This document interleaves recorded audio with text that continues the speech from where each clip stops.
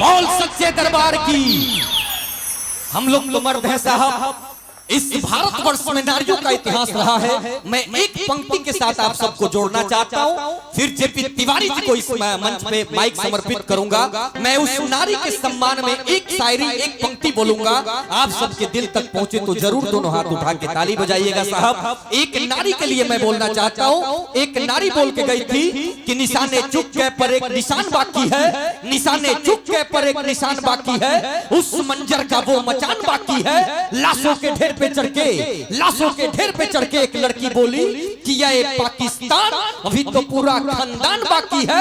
जमी बेच के इतने खुश क्यों होते हो, अभी तो पूरा आसमान बाकी है, पूरा आसमान बाकी है। वो नारी थी साहब। तो मैं चाहता हूं कि एक बार अपने सम्मान में भी आप दोनों हाथ उठा के ताली बजा दीजिए। जो जितना ताली बजाएगा माता रानी से उतना मिलेगा। आइए परमादरणीय जेपी तिवारी जी, आपके लिए तो जगह कम है मैं जानता हूं, लेकिन इतना में काम कर लेना और दिखा देना है भोजपुरी आगाज। बहुत बहुत धन्यवाद।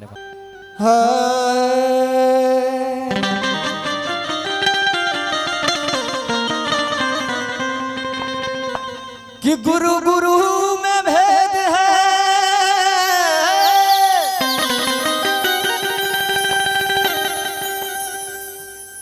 और गुरु गुरु में भाव,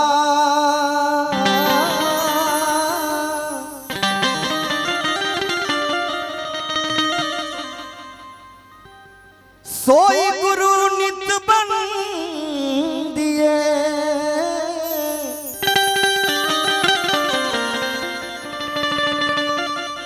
शब्द बताएदा।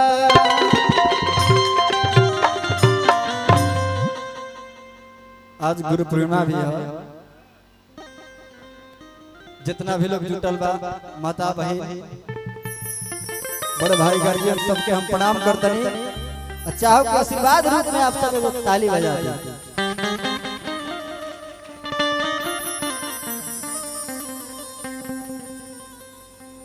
सबसे पहले सर्वप्रथम सुर वाला बाबा के एक लाइन के वंदना बा। कलाकार ढेर बड़े कम समय में दो दो गीत आप सबके बीच में रखा जाए। छोटा छोटा मनीष बाबू,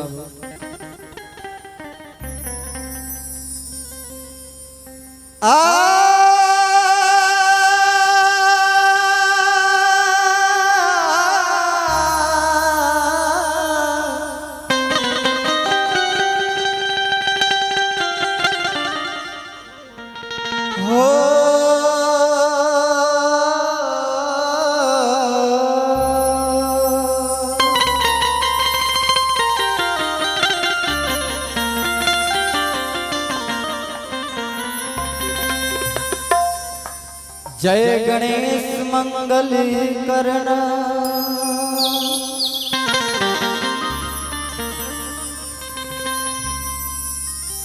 जय गणेश मंगल करना,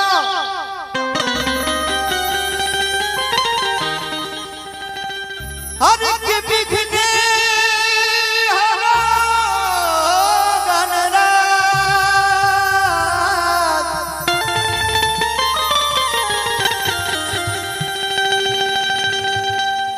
एक दंत करिवर बदाना,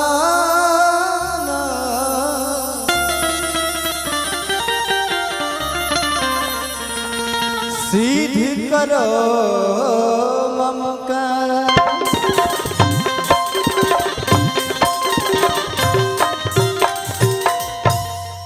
चलिए वह परंपरा से जुड़ल कहे के बा ए बबुआ कि गौरी के ला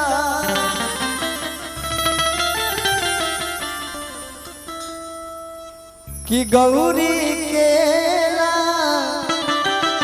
लनवाए बाबा सुमिरनवा करिले तोहार।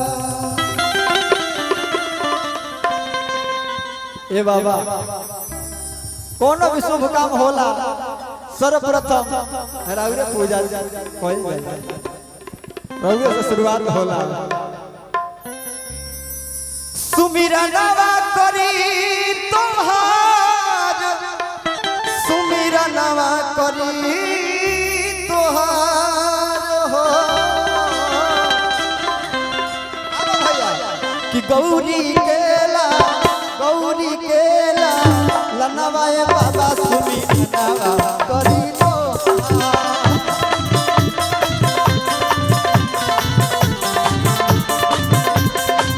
गौरी केला लनवाए बाबा सुमी नवा करी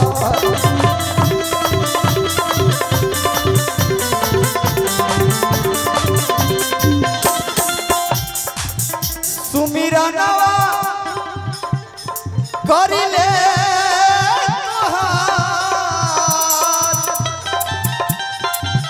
सुमीरा नवा करिले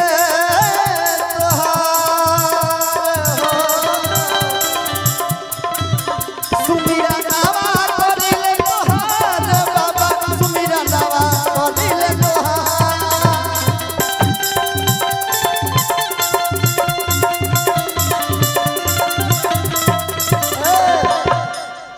ताली बाजे के चाहिए ताकि पिछला बार भी आई रहे जाते वही माहौल में आज बनी जा खुश बनी जा सब लोग खुशी से एकदम दोनों हाथ उठाई जा एकदम माता जी सामने बाड़ी दोनों हाथ उठा के जयकारा लगा के प्रेम से बोल दो गणेश भगवान की ताली बाजे के चाहिए कि गौरी केला लनवाए बाबा सुमीरा नवा करी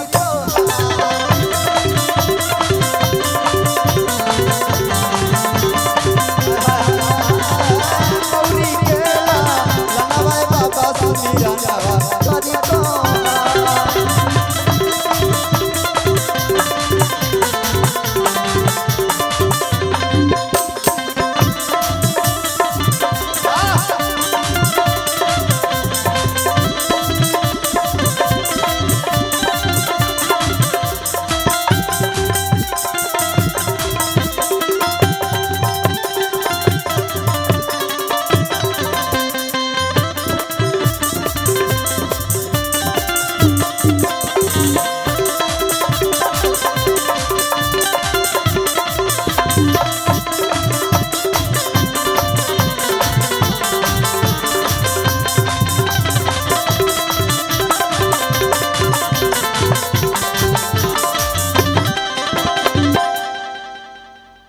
लाट भाव में कहे के कबा कि माता जाकी पार्वती पिता महादेवा अल्लाह दुवन के भोग लगे संत करे सेवा काहे कर कराता हो कंट्रोल में लगे के बाद आओ कि माता जाकी पार्वती पिता महादेवा दुवन के भोग लगे संत करे सेवा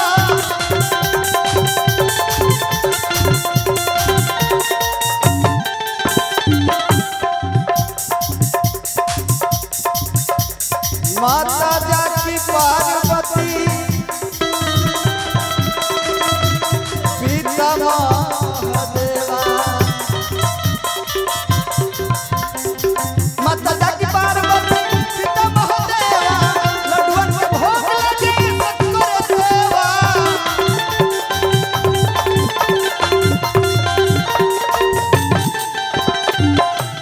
क्या बात है एकरे के सबहरी में लेवे के बोलू बाबू नारदी भाव में काहे कि कम समय बा कम में निकाल हम तीन ताल में कि रिधि सिद्धि के सजनवा के सुमिरन में बोलाई अब कि रिधि सिद्धि के सजनवा के सुमिरन में बोलाई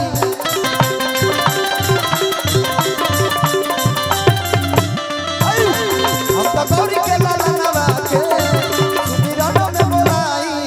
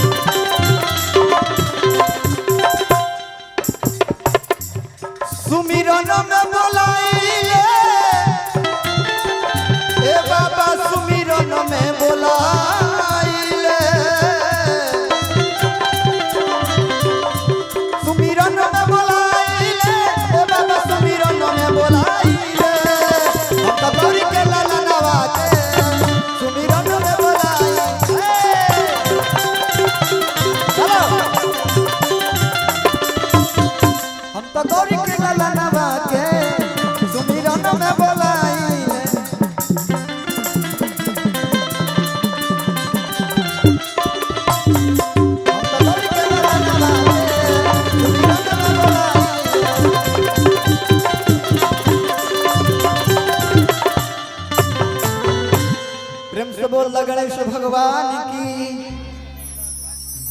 बहुत